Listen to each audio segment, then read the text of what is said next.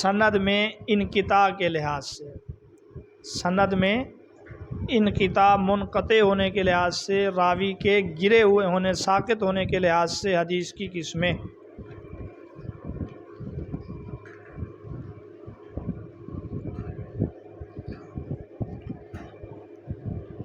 آگے بات سمجھ۔ تو پہلے نمبر پر ہے حدیث مرسل۔ حدیث مرسل نہیں ہے، مرسل ہے، میم رے سین کے اوپر زبر ہے پھر لام ہے۔ حدیث مرسل اس حدیث کو کہتے ہیں جس میں تابعی کے بعد صحابی کا واسطہ مذکور نہ ہو۔ حدیث مرسل اس حدیث کو کہتے ہیں جس میں تابعی کے بعد صحابی ہے نا، تو جس میں صحابی کا واسطہ مذکور نہ ہو، یعنی صحابی جس میں گرا دیا گیا ہو، براہ راست تابعی روایت کرے آپ صلی اللہ علیہ وسلم نے یوں فرمایا، یہ حدیث مرسل ہے۔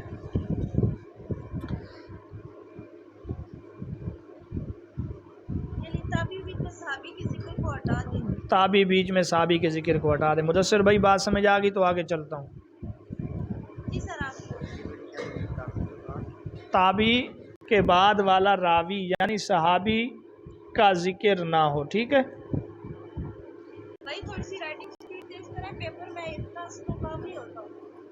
خیر ہے ٹھیک ہے۔ اس کے بعد ہے معلق، ایک قسم ہے حدیث معلق۔ معلق کا لغوی معنی ہے لٹکا ہوا ہونا، ٹھیک ہے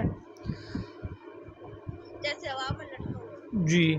اور حدیث معلق اس حدیث کو کہتے ہیں جس کی سند کے شروع سے ایک سے زائد راوی، سند کے شروع سے ایک سے زائد راوی مسلسل حذف ہو۔ یہ بات سمجھ آ گئی؟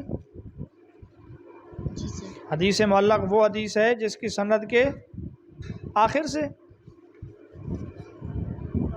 شروع سے ایک سے زائد راوی مسلسل حذف ہوں۔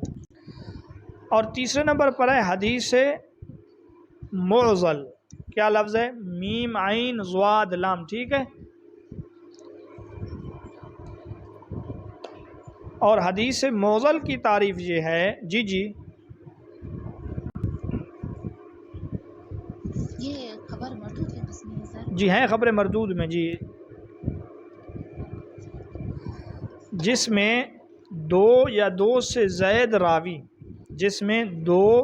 سے زائد راوی مسلسل ساقط ہوں۔ کیا فرق ہے حدیث معلق اور معضل میں؟ سر اس میں ایک سے زائد راوی، اس میں دو یا دو سے زائد راوی نہیں، یہاں پر بھی آپ یہ کہہ سکتے ہیں حدیث معضل وہ ہے جس میں ایک یا ایک سے زائد راوی، ایک سے ہی زائد پے در پے، تو ہاں یہ فرق ہے کہ معلق میں پے در پے راوی ساقط ہوں، اور معضل وہ ہے جس میں کسی بھی جگہ، چاہے شروع میں، چاہے درمیان میں، چاہے آخر میں، ٹھیک ہے، جہاں کہیں بھی دو سے زائد راوی پے در پے یا دو راوی پے در پے ہوں گے اس کو معضل کہیں گے۔ اگر شروع میں ہے تو اس کو معلق بھی کہیں گے، معضل بھی کہیں گے، اگر درمیان میں ہے تو اس کو صرف معضل کہیں گے، معلق نہیں کہیں گے، ٹھیک ہے بھائی۔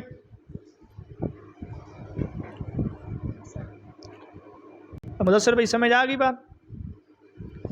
جس حدیث کی معضل وہ ہے جس میں ایک سے زائد راوی پے در پے ساقط ہوں، یعنی دو یا دو سے زیادہ راوی مسلسل ساقط ہوں، ٹھیک ہے۔ اب اگر دو یا دو سے زائد راوی سند کے شروع میں گرے ہوئے ہیں تو اس کو ہم معلق بھی کہیں گے، اس کو ہم معضل بھی کہیں گے۔ اگر سند کے درمیان میں اس طرح ہے تو ہم اس کو معضل تو کہیں گے، اس کو معلق نہیں کہیں گے۔ جی سر آگے۔ اور تیسرے نمبر پر ہے حدیث منقطع۔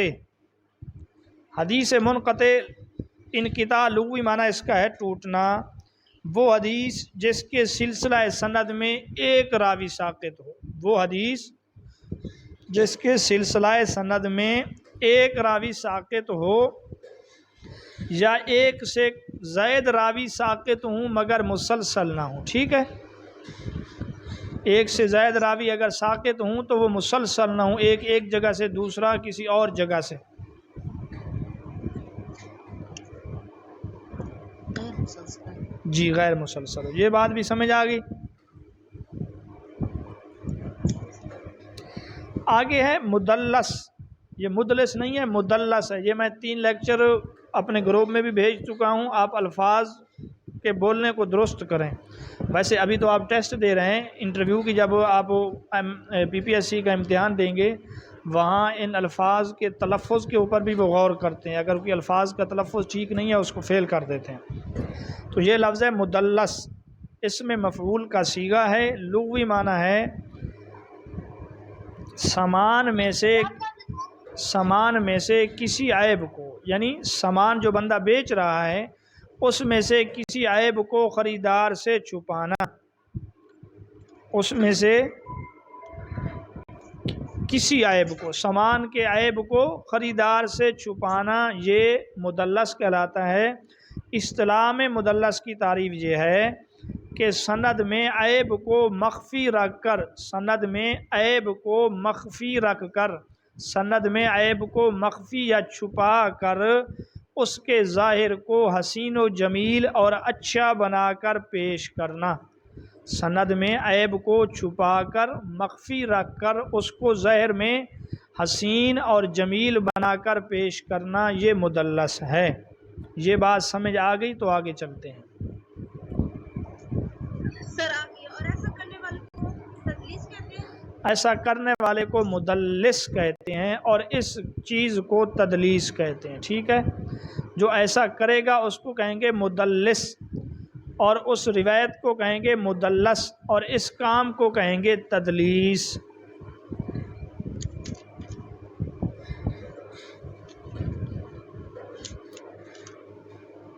ٹھیک ہے جی. جی سر. حدیث کے حوالے سے آج اتنا ہی کافی ہے. آپ اگر یہ یاد رکھیں تو شام کو آپ لوگوں سے انہی چیزوں کے بارے میں پوچھوں گا ٹیسٹ میں. جی سر. ٹھیک ہے سر. جی، اب آ جاتے ہیں دوسرے ٹاپک پر. بتائیں آپ نے دوسرا ٹاپک کون سا کرنا ہے؟ سر میرا تفسیر. آپ کا تفسیر ہے، اور عشرت کا سر یہ کر لینا، میری ریویژن ہو جائے گی. آپ کا بھی ہے تفسیر کا پیپر؟ سر قرآن ہے نا، اس کے اندر ہے سورہ مائدہ ہے میری، سورہ نحل ہے، سورہ احزاب ہے. جی، یہ تو پنجاب اور سرگودا یونیورسٹی. جی جی سر میں وہ پہلے ایئر پیپر سے پیپر تیار کیے جی تو جی اس میں جو آئی سی ٹی کی میں نے تفصیل وغیرہ کر لی ہے، ورڈ بائی ورڈ میٹنگ کر لی. جی، ماشاء اللہ ماشاء اللہ. اور مدثر بھائی آپ کو پتہ ہے کچھ کہ آپ کے نصاب میں کون سی صورتیں شامل ہیں؟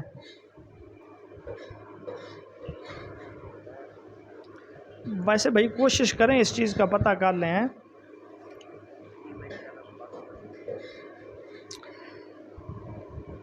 کس یونیورسٹی سے؟ یہ باولپور یونیورسٹی سے ہیں، ادھر پنجاب میں ہے، اسلامیہ یونیورسٹی ہے باولپور میں. اچھا، جو میرا مشورہ ہے تفسیر کے اوپر انشاءاللہ میں لیکچر اپلوڈ کروں گا، آپ وہ سن لیں. فی الحال ہم اگر آپ لوگ کہیں تو اصول فقہ کر لیتے ہیں. اصول فقہ میں تو آپ سب ہیں نا؟ جی سر ہم ہیں.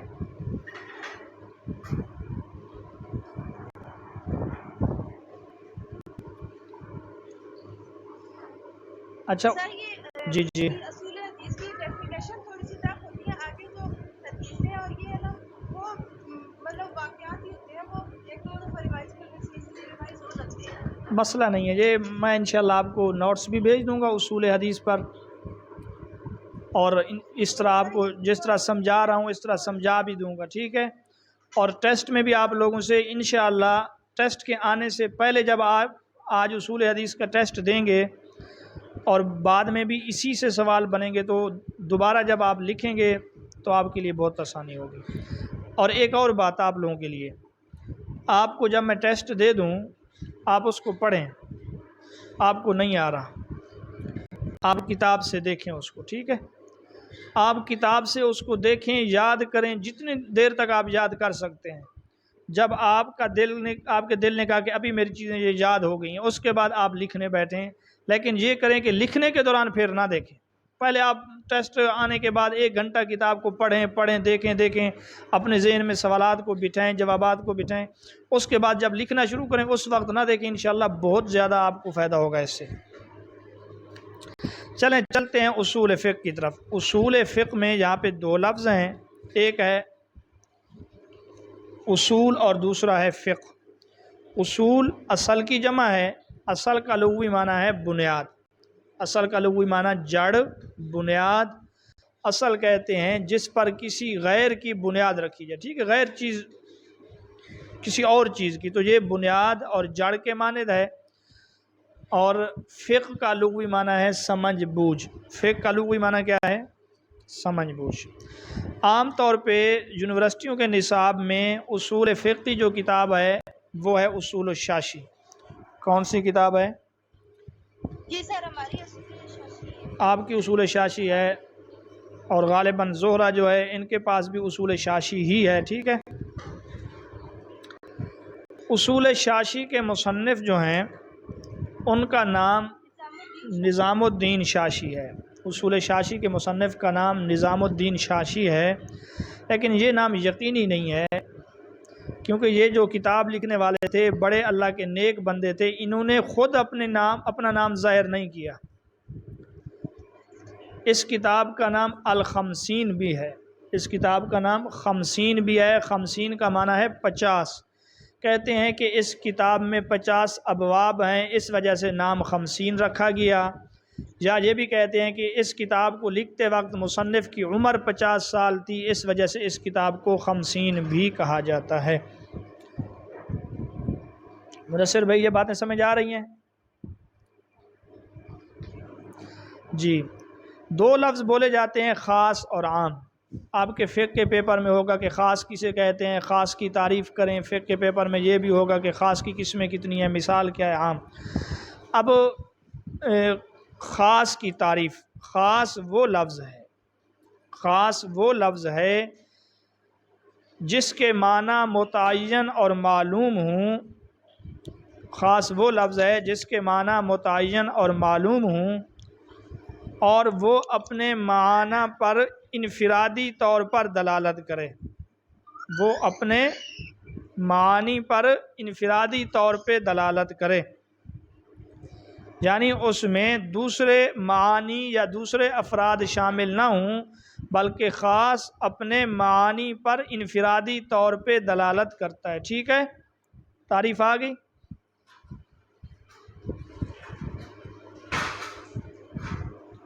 دیکھیں، ایک لفظ ہے زید۔ اب یہ زید کا لفظ جو ہے یہ انفرادی طور پہ صرف زید ہی پر دلالت کرتا ہے، عمر، بکر، دوسرے لوگوں پر دلالت نہیں کرتا۔ تو یہ زید کا لفظ کس کے لیے خاص ہوگا؟ زید کے لیے خاص ہوگا۔ بات سمجھ آ رہی ہے؟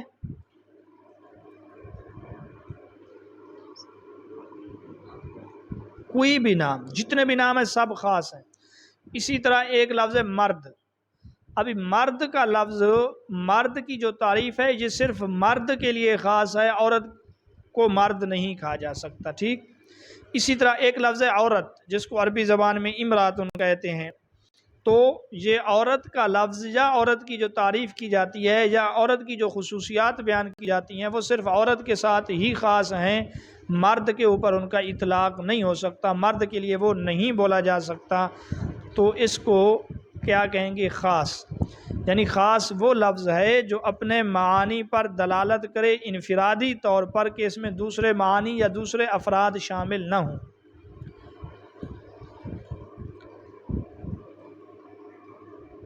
بات سمجھ آ گئی تو میں آگے چلتا ہوں۔ اچھا، اس خاص کی 3 قسمیں ہیں، ایک ہے تخصیص فرد، ایک ہے تخصیص نوع، ایک ہے تخصیص جنس۔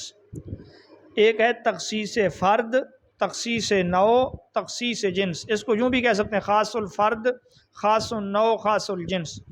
خاص الفرد یا تخصیص الفرد کہتے ہیں جو فقط ایک ہی ذات پر دلالت کرے۔ جو فقط ایک ہی ذات پر دلالت کرے اس کو کہتے ہیں خاص الفرد. مثلا زید، عمر، بکر جی صرف ایک ہی پر دلالت کرتے ہیں، دوسرے پر دلالت نہیں کرتے. ٹھیک ہے، آگے چلوں. جی سر. جی دوسرے نمبر پر ہے خاص النوع.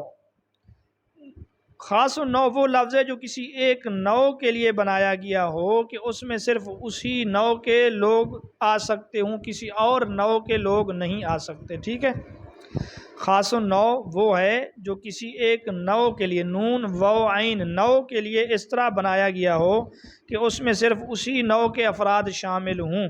اب یہ نوع کسے کہتے ہیں؟ نوع کہتے ہیں کہ قسم کو.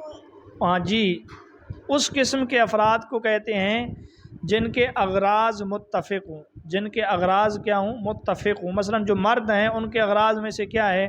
شرعی طور پہ جہاد کرنا، امامت کرنا، اسی طرح روزی کمانا اور انبیاء ہونا، یہ مردوں کے کام ہیں، کوئی عورت نبی نہیں ہوئی. اس کو کہتے ہیں تخصیص النوع یا خاص النوع. اب راجل کا لفظ جو ہے یہ خاص ہے صرف راجل یعنی مردوں کے لیے، عورتوں کے لیے نہیں ہے. اسی طرح امرات یعنی عورت، یہ عورت کا لفظ خاص ہے عورتوں کے لیے، اس میں مرد شامل نہیں ہے. اس کو کہتے ہیں خاص النوع. اور تیسرے نمبر پر خاص الجنس. خاص الجنس کہتے ہیں وہ لفظ ہے جو کسی ایک جنس کے لیے بولا جائے، جو کسی ایک جنس کے لیے بولا جائے، یعنی ایک جنس کے افراد تو اس میں آ سکتے ہیں اور جنس کے افراد اس میں نہیں آ سکتے. ٹھیک، اب اس کی مثال آپ سمجھیں کہ جنس میں انسان ایک جنس ہے، بکریاں علیحدہ جنس ہیں، گھوڑے علیحدہ جنس ہیں، پودے الگ جنس ہیں، ہر اجناس مختلف ہیں. تو انسان کا لفظ صرف انسانوں کے لیے یعنی مرد و عورت کے لیے بولا جائے گا، گدھے، گھوڑے، دیگر جانوروں کے لیے، پودوں وغیرہ کے لیے نہیں بولا جائے گا. اس کو کیا کہتے ہیں؟ تخصیص الجنس. اس کو کیا کہتے ہیں؟ جی.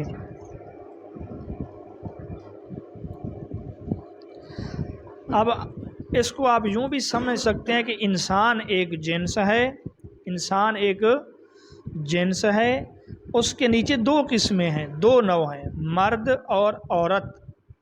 اس کے نیچے کتنے نوع ہیں؟ مرد اور عورت. اور پھر مرد اور عورت کے تحت میں افراد خاص ہیں، عائشہ خاص ہے، زینب خاص ہے، فاطمہ خاص ہے. ٹھیک ہے، دوسرے پر نہیں ہے. ہاں جب نوع کی طرف جائیں گے، عورت کا لفظ سب عورتوں کے لیے ہے صرف عورتوں کے لیے، مردوں کے لیے نہیں ہے. مرد کا لفظ صرف مردوں کے لیے ہے، عورتوں کے لیے نہیں ہے، اگرچہ مرد کئی ہیں.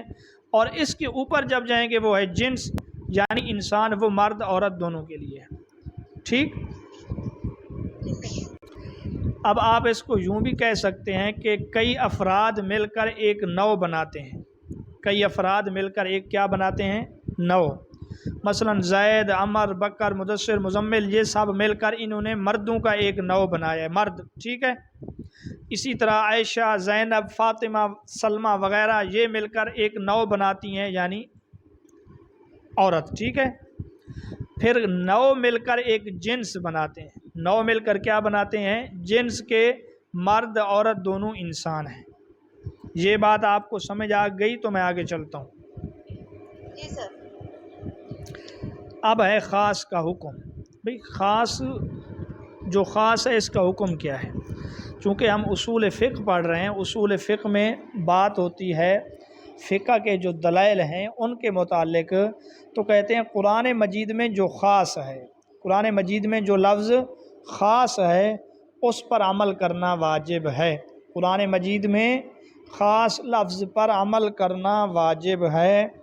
مثلا قرآن مجید میں اگر کسی جگہ پہ 3 کا لفظ بولا گیا یا 3 کے کسی چیز کا حکم دیا گیا تو وہاں 3 کے اوپر عمل کریں گے، 2، 2.5 یا 3.25 وغیرہ پر عمل نہیں کریں گے. یہ بات سمجھ آ گئی آپ لوگوں کو؟ اب میں آپ لوگوں کو ایک مثال دیتا ہوں. مثلا اس کی مثال یہ ہے کہ عورت کو اگر کسی وجہ سے طلاق ہو جائے تو شریعت کا مسئلہ یہ ہے کہ ایسی عورت اگر ماہواری کے ساتھ ہے، یعنی اس کی جوان ہے، تو 3 ماہواری اس کی عدت ہے، 3 ماہواری اس کی کیا ہے؟ عدت ہے احناف کے نزدیک، جبکہ شوافی کہتے ہیں پاکی کے 3 ایام اس کے عدت ہیں، پاکی کے 3، ہم کہتے ہیں ماہواری کے، شوافی کہتے ہیں پاکی کے۔ بھئی ہماری دلیل یہ ہے کہ قرآن میں لفظ آیا ہے مطلقات یتربصن بانفسہن ثلاثۃ قروء، کہ طلاق شدہ عورتیں اپنے آپ کو 3 قروء تک روک کر رکھیں گی، تو 3 پر عمل اسی صورت میں ہوگا جب 3 سے مراد ہم 3 ماہواری لیں، کیونکہ اگر ہم پاکی مراد لیں گے اور شوہر نے جب اس کو پاکی میں طلاق دی ہے تو اس پاکی سمیت 3 اور پاکی مراد ہیں یا اس کو چھوڑ کر مراد ہیں؟ اگر اس سمیت 3 مراد ہیں تو پھر کچھ نہ کچھ تو اس کا وقت گزر چکا ہوگا، پورے 3 پر عمل نہیں ہوگا۔ اگر آپ کہو کہ اس پاکی کو چھوڑیں گے 3 اور مراد لیں گے تو اس صورت میں 3 سے اس کی عدت زیادہ بڑھ جاتی ہے، تو قرآن مجید کا جو لفظ 3 ہے اس کے اوپر عمل نہیں ہوگا۔ یہ بات سمجھ آ گئی آپ سب کو؟ جی سر آپ مدثر بھائی؟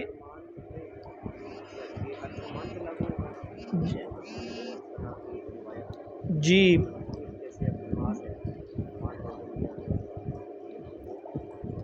ہم یہی کہیں گے کہ جو قرآن مجید میں جو خاص ہے اس کے اوپر عمل کرنا واجب ہے، ضروری ہے، اس میں کسی قسم کی آپ تبدیلی نہیں پیدا کر سکتے۔ تو خاص کا آپ سے حکم پوچھا جائے کہ خاص کا کیا حکم ہے تو آپ نے کیا کہنا ہے؟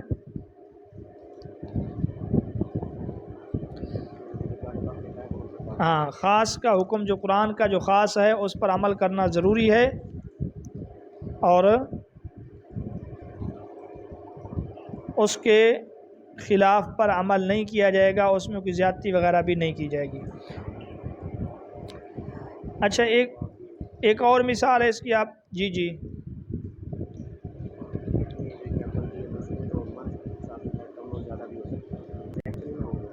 کیا ہوا بھائی؟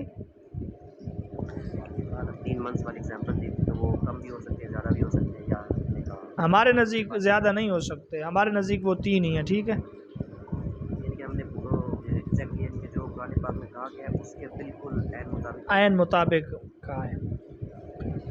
پاکی کے لحاظ سے وہ پھر زیادہ کم کرتے ہیں، لیکن پیریڈس کے لحاظ سے وہ پورے 3 ہی بنتے ہیں۔ 3 ہی بنتے ہیں، جی۔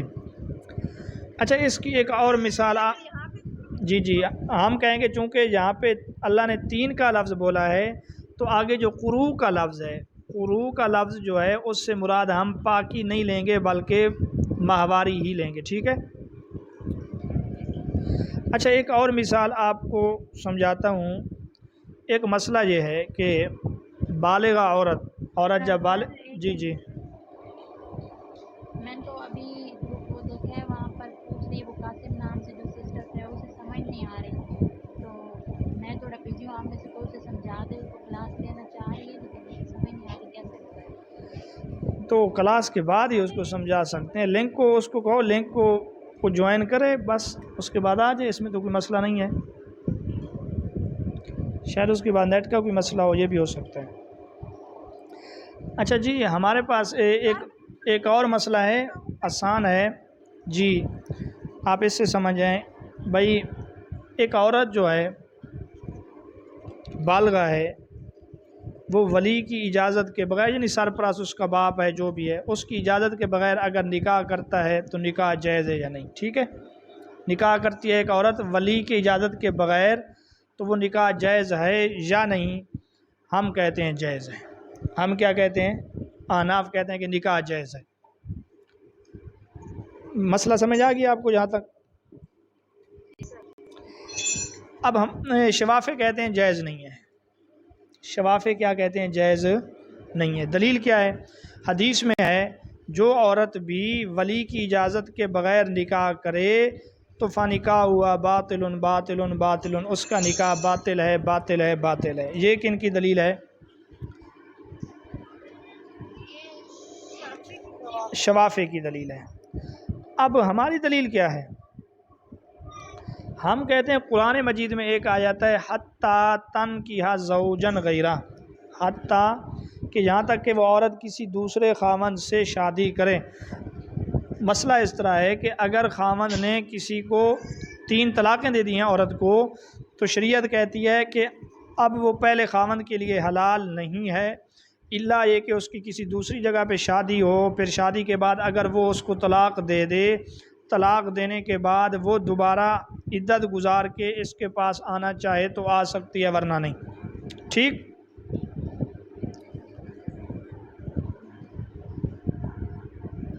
آ گئی ہے بات سمجھ؟ اب ہماری جو دلیل ہے وہ سمجھیں، وہ اس طرح ہے کہ امام ابو حنیفہ نے فرمایا حتیٰ تن کیا، یہ تن کیا عربی زبان میں واحد مؤنث کا صیغہ ہے۔ حتیٰ تن کیا یہ عربی زبان میں واحد مؤنث کا صیغہ ہے، اور اس کا ترجمہ یہ بنتا ہے یہاں تک کہ وہ عورت خود نکاح کرے، جہاں تک کہ وہ عورت خود کسی دوسرے سے نکاح نہ کرے تب تک پہلے کے لیے وہ حلال نہیں ہے۔ اب امام ابو حنیفہ کہتے ہیں دیکھیں یہاں اللہ نے نکاح کا لفظ عورت کے لیے بولا ہے کہ وہ عورت خود نکاح کرے، تو یہ خاص ہے، اس میں کسی ولی کا ذکر نہیں ہے، کسی باپ کا ذکر نہیں ہے، کسی دادا کا ذکر نہیں ہے، بلکہ اللہ نے نکاح والے کام کو خود عورت کی طرف منسوب کیا۔ اگر عورت خود نکاح کرے اور وہ نکاح باطل ہو جائے تو یہ اس لفظ کا معنی کیا بنتا ہے یہ بتاؤ؟ اللہ یہ کہتا ہے وہ عورت خود نکاح کرے، اور تم کہتے ہو کہ اگر عورت خود نکاح کرتی ہے تو نکاح باطل ہے، لہٰذا یہاں کتاب اللہ کے خاص پر عمل کرتے ہوئے ہم یہی فتویٰ دیں گے عورت اگر خود نکاح کرے تو نکاح جائز ہے۔ یہ بات سمجھ آ گئی ہے؟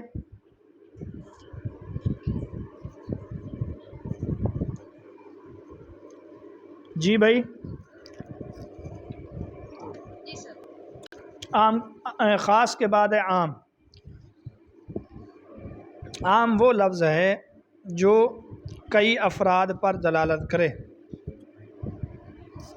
عام وہ لفظ ہے جو کسی خاص فرد، نوع یا جنس کے لیے وضع نہ کیا گیا ہو، جس طرح کہ خاص وضع کیا گیا تھا، یہ اس کے مقابلے میں ہے نا، بلکہ وہ تمام افراد پر دلالت کرے، جیسے من، ما، اسی طرح مسلمون ہے، مشرکون ہے، اب یہ سب مشرکوں پر دلالت ہے، مسلمان سب مسلمانوں کے لیے بولا جاتا ہے۔ ٹھیک، ان اللہ بکل شیء علیم، اللہ پاک ہر چیز کو جاننے والا ہے، یہ عام ہے، اس سے کوئی چیز بھی خاص نہیں ہے۔ تو اس عام کی 2 قسمیں، خاص کی آپ نے کتنی قسمیں پڑھی تھیں؟ 3 سر۔ 3، اور عام کی 2 قسمیں، ایک وہ عام جس سے کسی کو خاص نہیں کیا گیا، ایک وہ عام ہے جس سے کسی کو خاص نہیں کیا گیا، کسی کو استثناء نہیں دیا گیا، سب کو شامل ہے، اس کو کہتے ہیں عام غیر مخصوص منہ البعض۔ عام غیر مخصوص منہ البعض، یعنی وہ عام جس سے کسی کو بھی خاص نہیں کیا گیا۔ مثلا ان اللہ بکل شیء علیم، ان اللہ علی کل شیء قدیر، یہ عام ہے کہ اللہ ہر چیز پر قادر ہے، کوئی ایسی چیز نہیں جو اللہ کی قدرت سے خارج اور باہر ہو۔ ٹھیک ہے، اور دوسری ہے عام مخصوص منہ البعض۔ عام مخصوص منہ البعض وہ عام ہے جس سے کچھ افراد کو خاص کر لیا گیا۔ عام مخصوص منہ البعض وہ عام ہے جس سے کچھ افراد کو خاص کر لیا گیا ہو۔ اس کی مثال آپ سمجھیں، جیسے قرآن مجید میں ہے کہ مشرکین کو قتل کرو، مشرکین کو کیا کرو؟ قتل کرو۔ بات سمجھ آ رہی ہے؟ جی سر۔ اور حدیث سے استثناء کیا گیا ہے کہ جو ذمی ہیں ان کو قتل نہ کرو، جو ذمی ہیں ان کو قتل نہ کرو۔ ذمی بھی مشرک ہے، کافر ہے، لیکن قتل کے حکم سے اس کو خارج کر دیا گیا ہے۔ ذمی اس کو کہتے ہیں وہ غیر مسلم جو ٹیکس دے کر اسلامی ملک میں رہ رہا ہو۔ ٹھیک ہے، وہ غیر مسلم جو اسلامی ملک کا باشندہ ہو یا ٹیکس دے کر اسلامی ملک میں رہ رہا ہو، تو ایسے بندے کو قتل کرنے کی اجازت نہیں ہے۔ اسی طرح حدیث میں ہے میدان جنگ میں دشمنوں کو قتل کرو سوائے بوڑھوں کے، بچوں کے اور عورتوں کے، یہ استثناء ہے، ٹھیک ہے، اگرچہ وہ دشمن کی عورتیں ہیں، دشمن کے بوڑھے ہیں، دشمن کے بچے ہیں، لیکن وہ ہیں عورتیں ہیں، بوڑھے ہیں، بچے، لہذا ان کو قتل نہیں کرنا، ٹھیک، یہ عام مخصوص ہو گیا۔ اور عام غیر مخصوص ہو کہ مشرکین کو قتل کرو، اس میں سارے آ جاتے ہیں، خصوص نہیں کیا گیا۔ نہیں، پھر اس سے خاص کر لیا گیا کہ ذمی کو قتل نہ کرو۔ جی سر، ذمہ کو سر جو میرے پاس وہ ڈیفینیشن تھی نا وہ بہت ٹف تھی، عام مخصوص وہ ہے جس کا حکم ابتدائی طور پر عام ہوگا تخصیص کرتی ہے، اب وہ تخصیص تھی وہ تھوڑا سا ہونا چاہیے۔ تخصیص کا مطلب یہ ہے کہ خاص، پہلے تو سب کو شامل تھا، مثلا قرآن مجید کی آیت ہے نا فَاقْتُلُوا الْمُشْرِكِينَ، مشرکین کو قتل کرو، جہاں کہیں بھی ان کو پاؤ، جدھر بھی مشرک مل جائے اس کو قتل کرو، دشمن مل جائے۔ پھر اس سے خاص کیا گیا کہ ذمیوں کو قتل نہ کرو، اسی طرح جو کسی مسلمان سے امن طلب کر لے اس کو قتل نہ کرو، ٹھیک ہے۔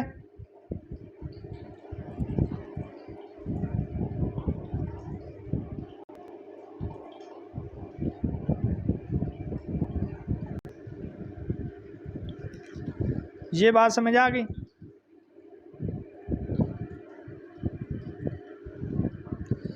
بھائی سمجھ گیا تو میں آگے چلتا ہوں پھر۔ سر اس میں یہ جو حکم تخصیص ہے اس میں تھا کہ باقی ماندہ حصے پر عمل واجب ہوگا اگر اس میں تخصیص کا احتمال باقی ہے۔ ہاں درست ہے، مقصد اس کا یہ ہے کہ جتنے کو خاص کر لیا گیا وہ تو خاص ہو گئے ہیں، باقیوں پر عمل ہوگا، باقیوں پر کیا ہوگا؟ عمل ہوگا، لیکن ایک احتمال باقی ہے، ممکن ہے کہ دو اور خاص کر لیے جائیں، دو اور خاص کر لیے جائیں، ٹھیک ہے۔ جی سر اب سمجھ آ گئی۔ آپ سمجھ آ گئی ہے؟ جی چلیں شکر ہے۔ ایک اور مثال اس کی سمجھیں، اللہ نے فرمایا کلوا من طیبات ما رزقناکم، جو بھی پاکیزہ چیزیں ہیں وہ کھاؤ، جو بھی پاکیزہ چیزیں ہیں وہ کھاؤ، لیکن اس سے خاص کر دیا گیا وہ پاک اور حلال جانور ذبح کرتے ہوئے جس پر اللہ کا نام نہیں لیا گیا اس کو نہ کھاؤ، ہے وہ بھی پاکیزہ حلال جانور ہے، لیکن ذبح کے وقت چونکہ اس پر اللہ کا نام نہیں لیا گیا اب اس کو نہ کھاؤ، یہ اس سے خاص کر دیا گیا، ٹھیک، یہ بات سمجھ آ گئی؟ جی اس کو ایک دفعہ ریوائز کر دیں۔ مثلا اللہ رب العزت نے فرمایا کہ پاکیزہ چیزیں جو ہے نا ان کو کھاؤ، ٹھیک، اور پھر اس سے اس جانور کو خارج کر دیا گیا جس کو ذبح کرتے وقت اللہ کا نام نہیں لیا گیا اس کو نہ کھاؤ، ٹھیک، وَلَا تَأْكُلُوا مِمَّا لَمْ يُذْكَرِ اسْمُ اللَّهِ، یعنی اس جانور کو نہ کھاؤ جس پر اللہ کا نام نہیں لیا گیا، تو یہ اس سے خاص کر دیا گیا۔ جی تو عام غیر مخصوص من البعض کا حکم وہی ہے، عام غیر مخصوص من البعض کا حکم تو یہ ہے کہ وہ قطعی اور یقینی ہے، خاص کی طرح ہے، اس میں کوئی شک اور شبہ نہیں ہے، جس طرح ان اللہ بکل شیء علیم، ان اللہ علی کل شیء قدیر وغیرہ، ٹھیک ہے، اللہ ہر چیز پر قادر ہے، قطعی یقینی ہے، کوئی شک نہیں ہے، اور اس سے کوئی بھی ایسی چیز نہیں ہے جو خارج ہو۔ یہ آپ کے سلیبس میں ہے، بین اصول فقہ آپ کے سلیبس میں ہے، اور عام مخصوص من البعض کا حکم یہ ہے کہ یہ پھر شک ہو جاتا ہے اس میں، مثلا پہلے 10 کو نکالا گیا ہے، ہو سکتا ہے دو اور اس سے خارج کر لیے جائیں۔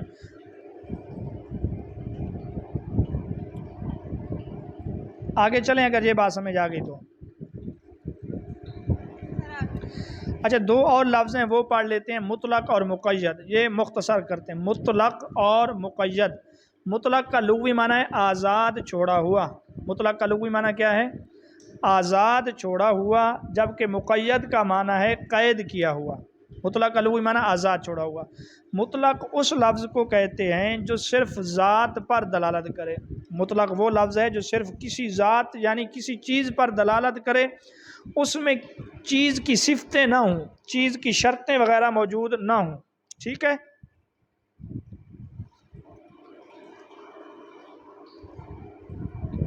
یہاں تک آپ کو تعریف سمجھ آ گئی ہے تو میں مثال دوں گا تو آپ کو سمجھ آ جائے گی.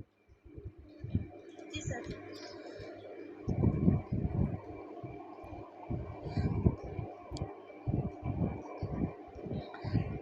مثلاً اس کی ایک مثال ہے جی. اللہ نے فرمایا کہ بیت اللہ کا طواف کرو. بیت اللہ کا کیا کرو؟ طواف کرو. قرآن مجید میں وَلْيَطَّوَّفُوا بِالْبَيْتِ. اب حکم اللہ نے یہ دیا بیت اللہ کا طواف کرو. قرآن میں اس چیز کا ذکر نہیں ہے کہ وضو کرو، قرآن میں اس چیز کا ذکر نہیں ہے کہ احرام باندھ کے کرو. تو ہم کہیں گے کہ یہاں حکم مطلق ہے، بیت اللہ کا طواف کرنا فرض ہے. بیت اللہ کا طواف کرنا کیا ہے؟ فرض ہے. باقی وضو کرنا، احرام باندھنا وہ فرض نہیں ہے، وہ واجب ہیں، وہ حدیث سے ثابت ہیں. چونکہ اگر ہم ان کو بھی فرض قرار دے دیں پھر تو قرآن اور حدیث میں کوئی فرق ہی نہیں رہے گا. یہ بات سمجھ آ گئی. اسی طرح ایک اور حکم ہے قرآن میں، ورکعوا، رکوع کرو. رکوع کا معنی ہے جھکنا. رکوع کا معنی کیا ہے؟ جھکنا. اب ہم کہتے ہیں نماز میں جھکنا فرض ہے، رکوع فرض ہے، ٹھیک ہے. باقی اس طرح کے رکوع اس طرح کرو کہ کمر بالکل سیدھی ہو جائے، رکوع اس طرح کرو کہ کمر پہ اگر کوئی پیالہ رکھ دیا جائے پانی کا تو وہ گرے نہیں، اس طرح جھک کر رکوع کرنا، یہ تمام چیزیں قرآن سے ثابت نہیں ہیں. لہٰذا ان کو فرض قرار دینا درست نہیں ہے. قرآن سے جو ثابت ہے وہ ہے رکوع کرنا. جی سر. ایک اور مثال، قرآن نے کہا ہے کہ ایک چیز کے کفارہ میں کہ غلام آزاد کرو. قرآن نے کیا کہا ہے؟ ایک غلام آزاد کرو. اب یہ شرط لگانا کہ جی وہ غلام مرد ہو، غلام عورت ہو، غلام جو ہے مسلمان ہو، غلام کافر ہو، یہ قرآن میں نہیں ہے. یہ اس کو بولتے ہیں مطلق، یعنی جو صرف ذات پر دلالت کرے، اس کی صفتوں سے قطع نظر، ان میں صفات کا کوئی تذکرہ نہ ہو. ٹھیک. اور مقید اس کو کہتے ہیں، مقید وہ لفظ ہے جو ذات سمیت صفات پر دلالت کرے. مدثر بھائی بات سمجھ آ رہی ہے؟ تو مقید اس کو کہتے ہیں جو ذات پر بھی دلالت کرے، صفات پر بھی دلالت کرے. اس کی مثال میں آپ کو قرآن سے دیتا ہوں. مثلا قرآن میں ہے، اللہ پاک نے فرمایا جس کسی سے غلطی سے کوئی مسلمان قتل ہو جائے تو اس کے بدلے میں ایک مومن غلام آزاد کرے. اس کے بدلے میں ایک مومن غلام آزاد کرے. دیکھیں یہاں اللہ نے غلام کا تذکرہ بھی کیا، ذات بھی بتلا دی کہ جس ذات کو آپ نے آزاد کرنا ہے وہ غلام ہے، اور ساتھ میں اس کی صفت بھی بتلا دی کہ وہ غلام مومن ہو. تو اس کو کیا کہیں گے؟ مقید. تو بہرحال آپ مطلق اور مقید کی تعریف میں یہ دو چیزیں یاد رکھیں. مطلق وہ ہے جو صرف ذات پر دلالت کرے، صفات وغیرہ پر دلالت نہ کرے، جبکہ مقید وہ ہے جو ذات اور صفات دونوں پر دلالت کرے. ٹھیک ہے مدثر بھائی؟